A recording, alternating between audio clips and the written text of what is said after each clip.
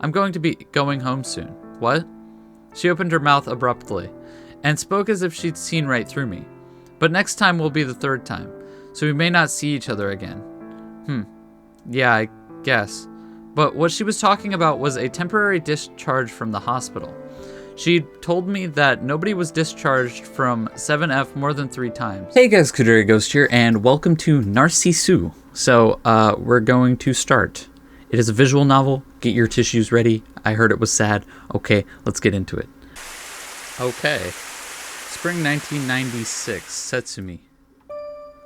True, I wasn't very healthy ever since I was a child. Even so, I attended elementary school like all the others, and during summer breaks, I often played until I was utterly tanned. June, shortly after my entry into middle school, the day after I ordered a swimsuit for use the next month.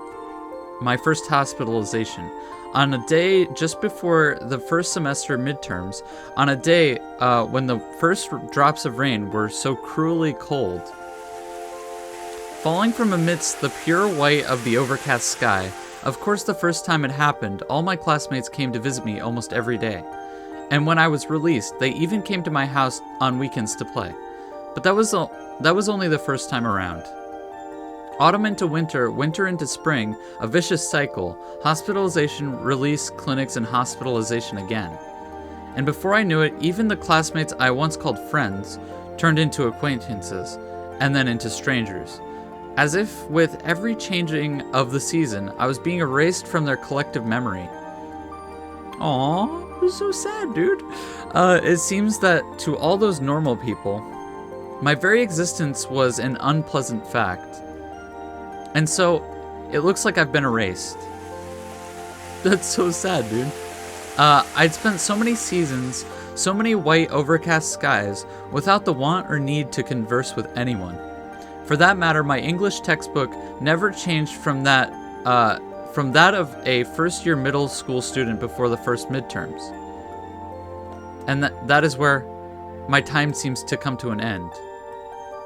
What? Again, get your tissues ready. I heard it was sad. Okay, I don't know yet. I don't know yet for sure.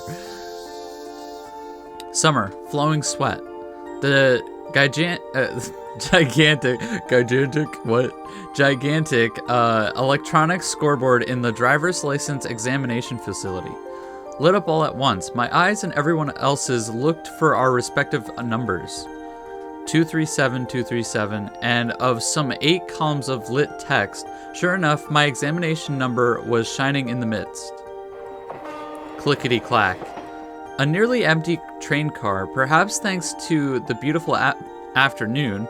Almost alone in that train car, I was heading back home from the examination hall. My left hand held a new traffic regulation handbook, and my breast pocket held my brand new driver's license. So now I've got a license. Okay.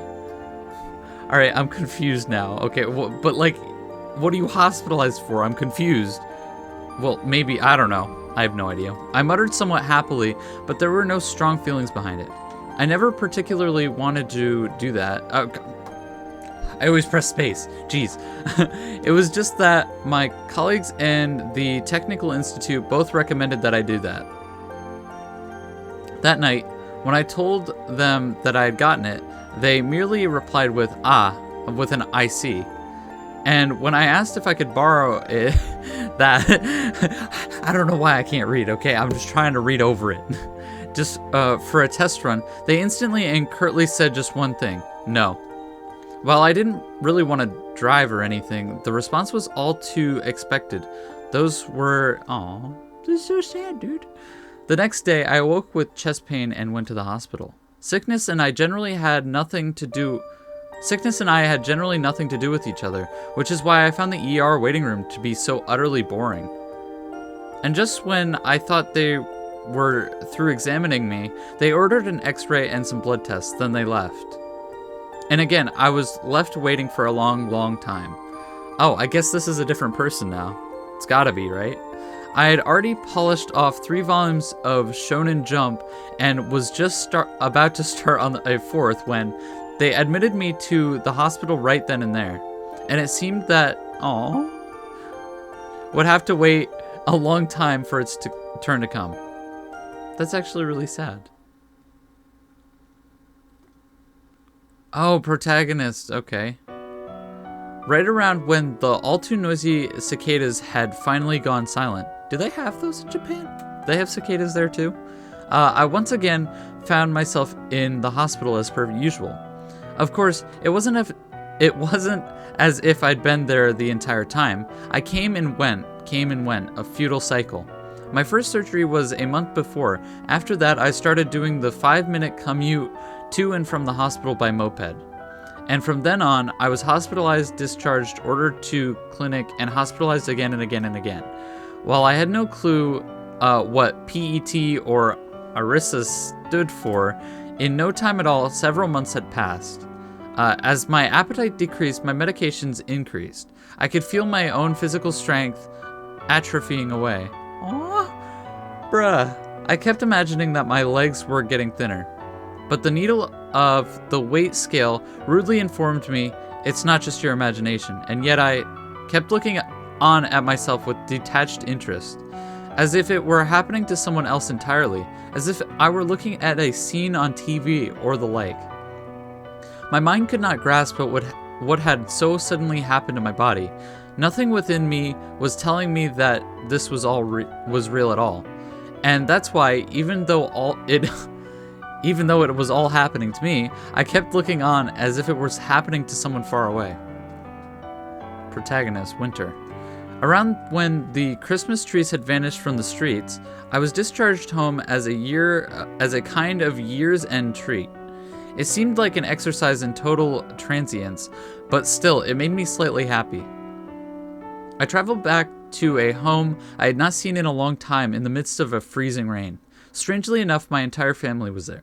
My parents, who had never so much as talked to me, came out to meet me with terribly stilted smiles, and with whom I'd never had a pleasant word, had made my favorite ice cream stew and fried shrimp just for me. Favorite cream stew. I was like, why is it ice cream stew? I'm so help. They made me sit at the table. They peeled tangerines for me. They were cruelly kind. It was an impressive display. At this point, a little thought occurred to me. Aw, which was still in my pocket. That perhaps I would never, things would end for the license without it ever having known any use. And surrounded by a trio of stilted, strained smiles, I kept that thought as if it were someone else's business, with dispassion, thank you, ambiguity, and total disinterest. Okay. A new year began and I returned to the hospital. But on this day, instead of my usual 4F room, I ended up in a conference room of sorts. They took me there. And then the doctors and my parents had a little talk. I joined in. Well, they talked to me. So this was their so-called announcement. They said it in a terribly roundabout fashion, but they told me that I was going to die. I see. I see. Okay. That was my only reply. I had no other words. It was the only thing that left my mouth from beginning to end, and the doctor's ballpoint pens flew across paper as if in response to my words. Those were probably hospice enrollment procedures, business-like to the last. So it's this simple, was the only real thought I had. That's really sad, dude. Okay. That day, I was transferred from 4F to 7F, from a 6-person room to a private room. It was a little different from the other wards. This 7F, first of all, the floors were sparkling clean, and second of all, the ceiling was higher than I'd ever seen. The rooms were very nice and had large windows from which the warm daylight streamed in as if by design. But the windows only opened a little. I tested them out, and my head would just barely fit out of one. The color of my ID bracelet had changed as well. The bracelet that I had worn ever since that first hospitalization, the one that had my name and blood type recorded on it. Its color had now changed from blue to white. A high ceiling, a white vinyl bracelet, a window that would not open more than 15 centimeters. The TV programs celebrating the new year were still playing when I was transferred to this 7th floor. And it was at the dawn of that very year that I met her for the first time. This is really sad though. Narcissu. Narcissu. Winter 2005, 7th floor. So I think the 7th floor is where people go when they know they're gonna die, I guess. Okay. There was this kind of place kind of like a lounge at one side of the corridor, across from the nurse's station. This generally deserted place held a few couches and chairs as well as a large TV. Okay, why would you stay in the hospital though? Okay? Like, if you know you're gonna die, go do stuff. I don't know. That's what I would do. I don't know about other people, but whatever. Stupid programs commemorating the new year were still being broadcast on that 28-inch screen. And there was a girl who looked absolutely bored watching that absolutely boring TV. Short, in pink pajamas, a white bracelet on her wrist, just like mine. Impressive long hair that almost reached down to her hips. Hey, do you find that interesting?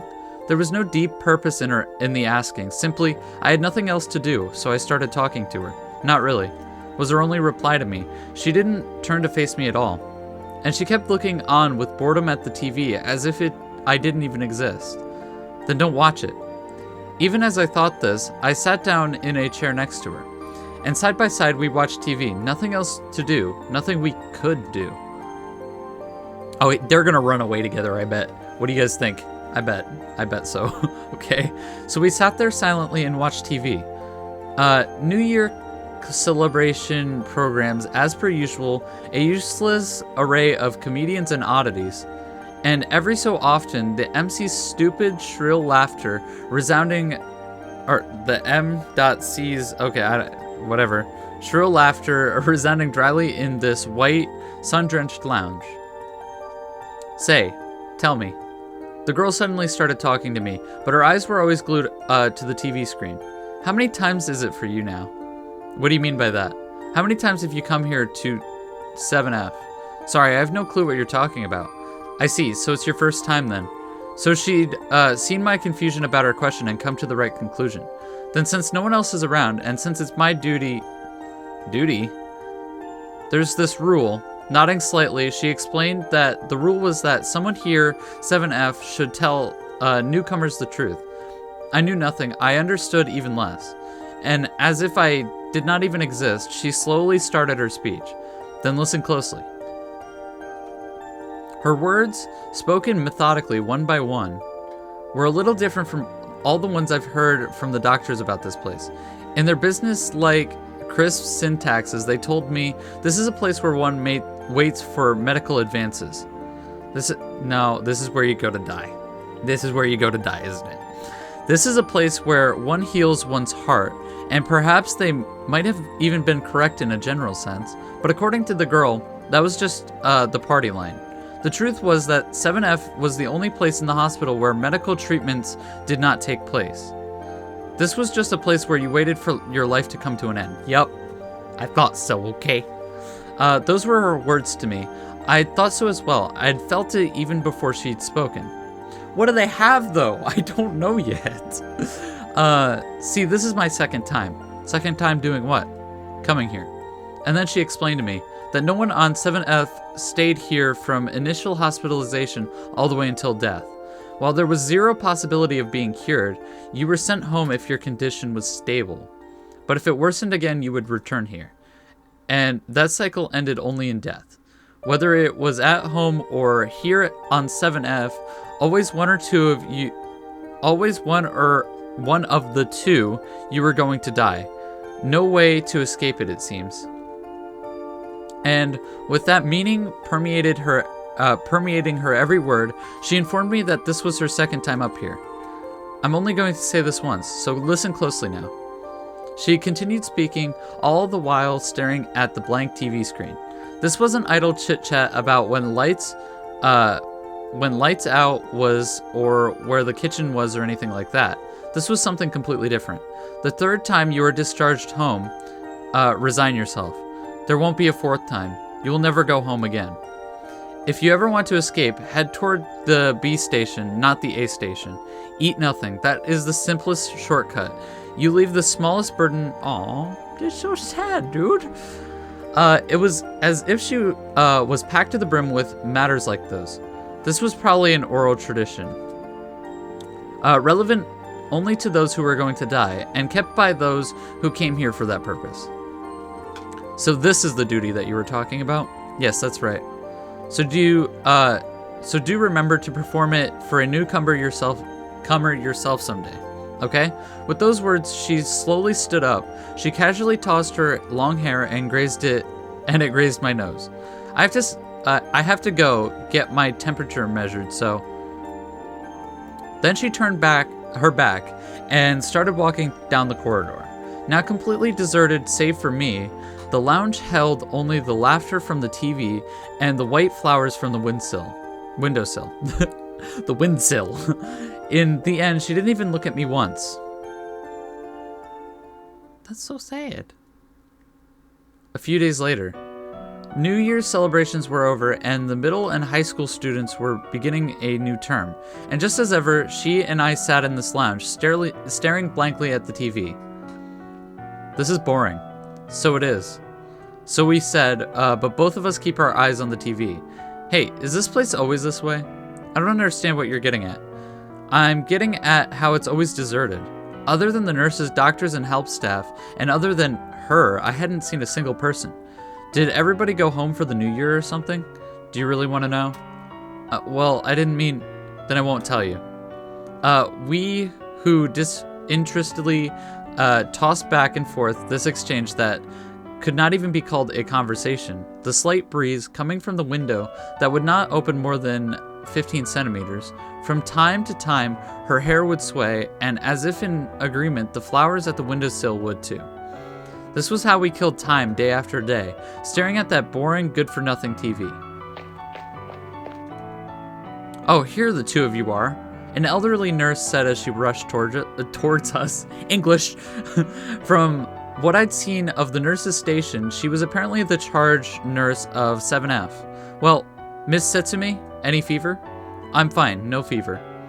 Setsumi, so that's what her name was.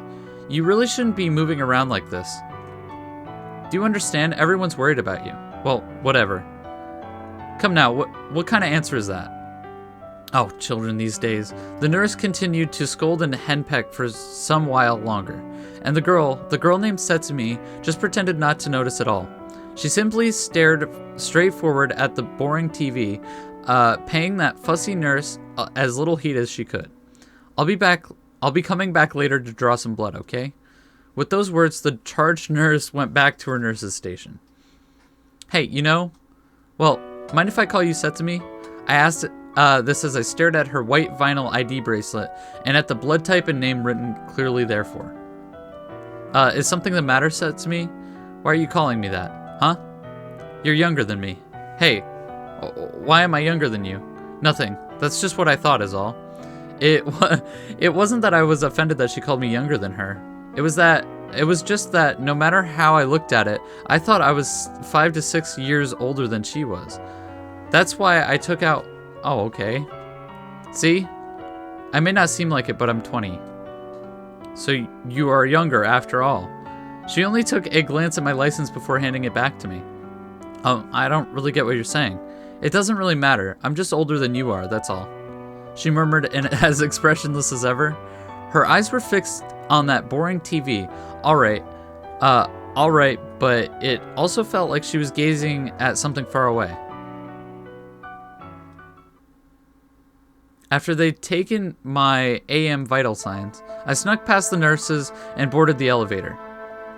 When I got to 1F, I walked out the outpatient clinic doors and walked outside of the hospital. My goal was the place that I'd been told not too long ago, the faraway B station, not the nearby A station. It wasn't that I wanted to escape or anything. At 7F or at home, none of us died anywhere else. That's what I'd been told. And this B station, which this girl named Setsumi had apparently been to many times. That's why, at least just once, I wanted to see this place with my own eyes. It's not as if there's going to be a guard on duty.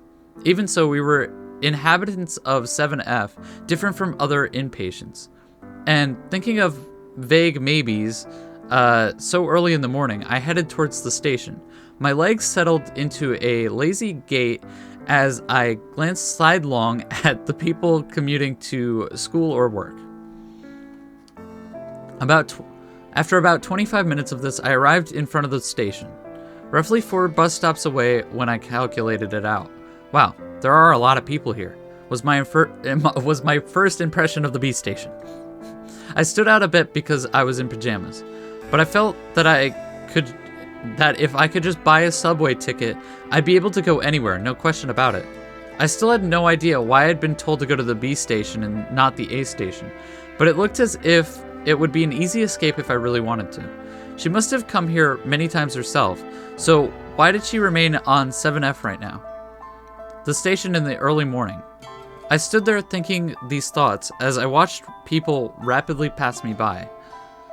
That night, after lights out, bored of manga and unable to sleep, I wandered through the hospital alone. Certainly, it wasn't supposed to be allowed after lights out, but we of 7F had a peculiar kind of liberty. So in the presence of no light, in the pitch black stillness of the lounge, that was where I found her. Hey, have you been looking outside today? Yeah. The darkened interior, she did answer me, but she continued, English, thank you, but she continued to stare out the window as if she had not. I immediately launched into what had happened today. Oh, by the way, I went out to the station today. The B station, just as you taught me. I see. But her response did not change. I thought that she'd react with something because she'd been there before too. But now that I thought about it, did the fact that she was here mean that she had no intention of escaping in the first place?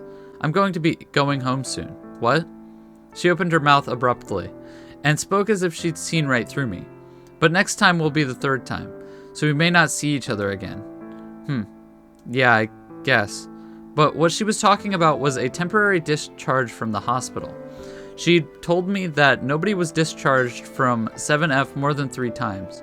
Unlike the elderly, given the progress of our diseases, this meant all the more to young people like us.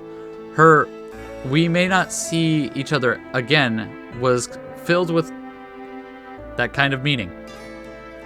I have issues, okay? Issues reading, okay?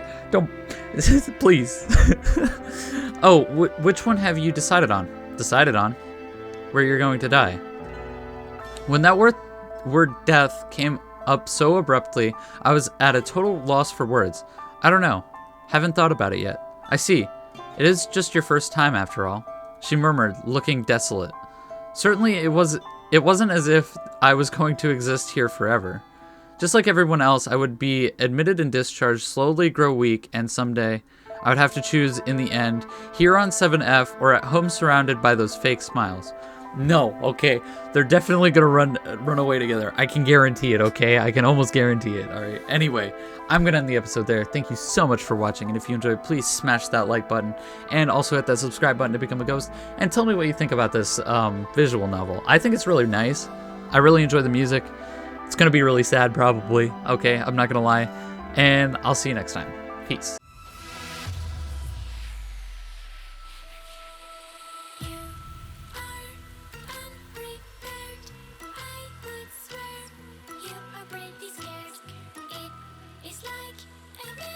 Show.